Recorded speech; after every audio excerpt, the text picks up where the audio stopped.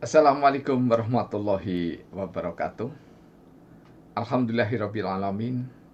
Allahumma sholli ala Muhammad wa ala ali Sayyidina Muhammad. Pemirsa, bersua kembali dalam Idarwanto Hikmatologi, monolog sederhana mengajak diri kita masing-masing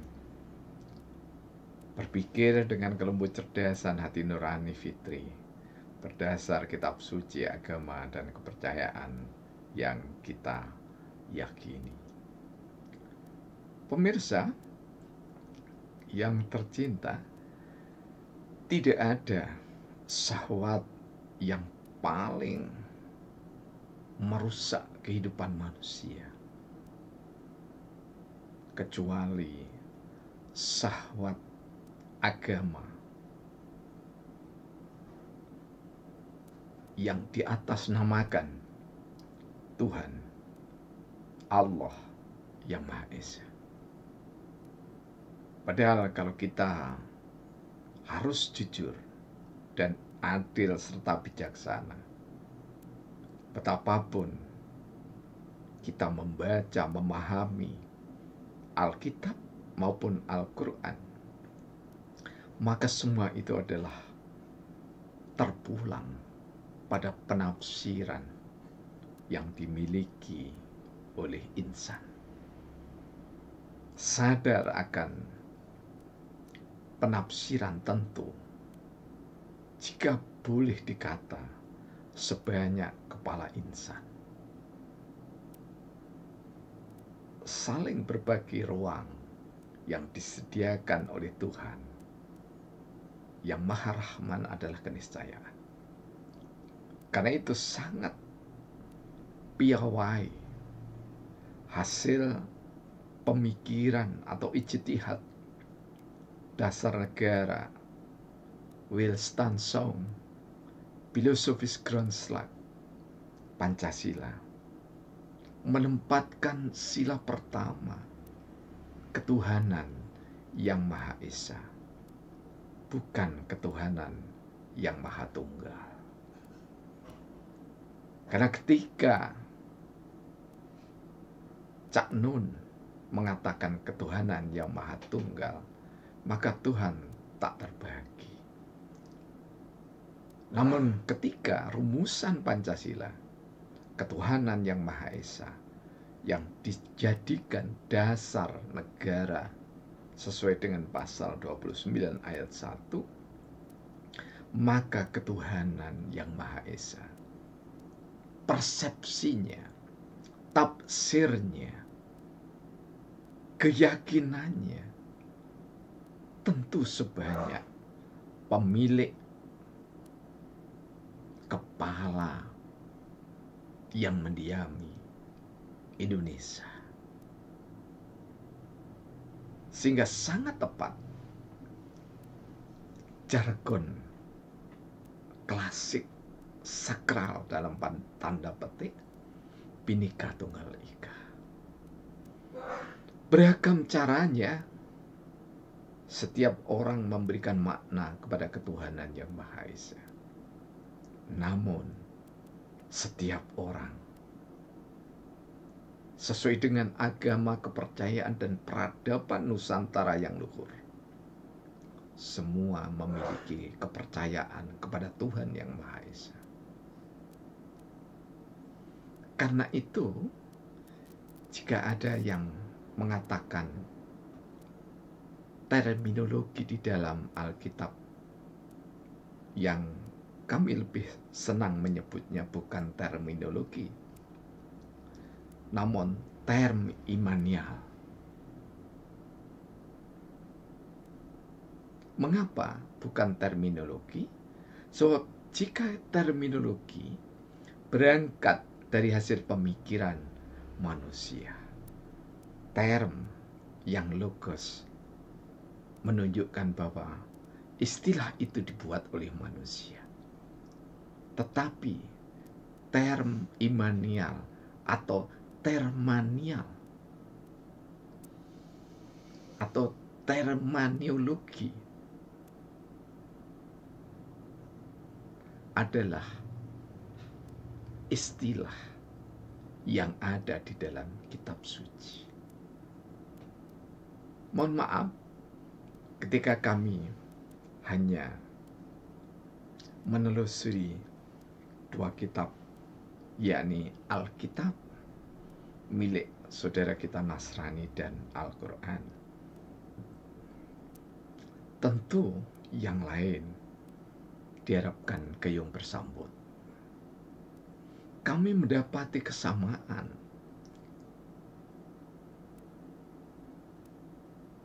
Ada 7 hal yang esensial, yang sama di dalam Alkitab dan Al-Quran. Sehingga ketika 7 hal ini disampaikan oleh seseorang, oleh pengkhotbah atau oleh dai, oleh penyebar agama Islam, penyebar agama Nasrani dengan berbagai variannya, kita tidak boleh risih. Akhir-akhir ini ada yang menyebut jangan katakan saudara yang lainnya kafir.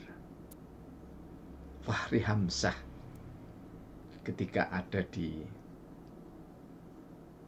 Indonesian Layar sangat argumentatif. Meskipun istilah Fahri dengan terminologi kami inovasi ya, dengan bahasa kami sendiri. Term imanologi atau terminologi itu menjadi term imanologi. Yang pertama adalah kata beriman. Kata beriman tentu saja adalah iman menurut kitab suci yang kita yakini. Pada saat kita memegang kitab suci yang kita yakini, tidak ada terbersit untuk menghina kitab suci yang lain. Itulah cara kita beriman. Kita tidak menghina sebutan Allah atau Allah dan sebutan-sebutan yang lain. Itulah beriman. Kita juga mendapatkan dalam Alkitab dan Al-Quran kata-kata hikmat. Hikmat dari Allah. Ketika seseorang dewasa, maka hikmat naik, kokoh, perkasa. Karena itu, nabi-nabi Allah itu diangkatnya sekitar usia 40 tahun. Usia dewasa untuk tetap dalam satu koridor keimanan. Hikmat itu diyakini oleh umat beragama Nasrani dan Islam. Kemudian kita juga mendapatkan istilah yang sama, yakni adalah istilah fasik. Orang yang tidak berterima kasih kepada Tuhan, sekaligus dia gilirannya tidak berterima kasih kepada insan. Kedua, kitab suci yang diyakini masing-masing individu dan kelompok, Al-Quran dan Alkitab, fasik itu memiliki kesamaan. Kemudian kita juga mendapatkan istilah kafir. Orang yang tidak mengimani Alkitab itu adalah orang-orang yang kafir. Atau domba-domba yang terlepas dari gembalanya. Namun Islam pun juga demikian. Orang-orang yang tidak mengimani Al-Quran itu adalah orang yang kafir. Kita tidak saling mengkafirkan, tetapi kita memiliki term imanologis yang berbeda namun sama. Berbeda dalam mengimani kitab suci, juga sama dalam mengimani kitab suci yang berbeda itu.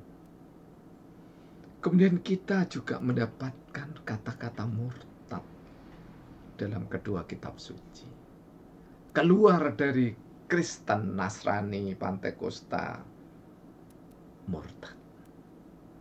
Namun keluar dari Islam itu juga murtad. Tidak perlu risih dengan kata-kata yang langsung dari Tuhan menurut keyakinan insan. Bahkan kita mendapati juga orang yang sangat buruk perilakunya, yaitu munafik. Kedua kitab yang diyakini oleh hamba-hamba Allah itu menyebut orang yang tidak sesuai antara hati dengan perkataan, antara hati dengan perbuatan, antara hati dengan sikap, antara hati dengan amanat. Munafik. Dan orang ini, kelompok ini kalau sampai kuat, sangat amat, sungguh benar-benar membahayakan siapapun juga, diri, masyarakat, bangsa, negara.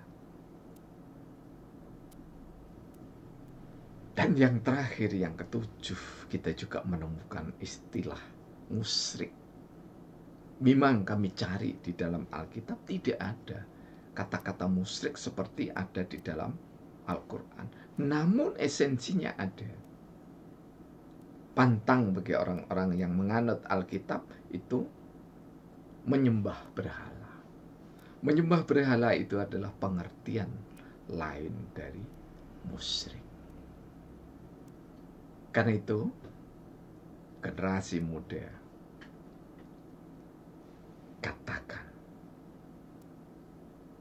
ucapkan, yakini bahwa agama saya adalah yang terbenar, yang terbaik, yang tertinggi, yang terpuji, yang terbenar, yang aku yakini. Namun, katakan juga, agama kalian yang terbaik, yang terbenar, yang tertinggi, yang terpuji, yang Anda yakini. Inilah koridor Al-Kafirun. Kami tidak menyembah apa yang kalian sembah. Kalian tidak menyembah apa yang kami sembah. Kami meyakini Islam agama kami. Kalian Nasrani dan agama apapun meyakini termasuk kepercayaan yang Anda yakini. Ketika kita dewasa di dalam memahami agama, bersandar pada etika atau peradaban yang mulia, maka istilah-istilah, term-term yang ada di dalam kitab suci harus tetap dihargai.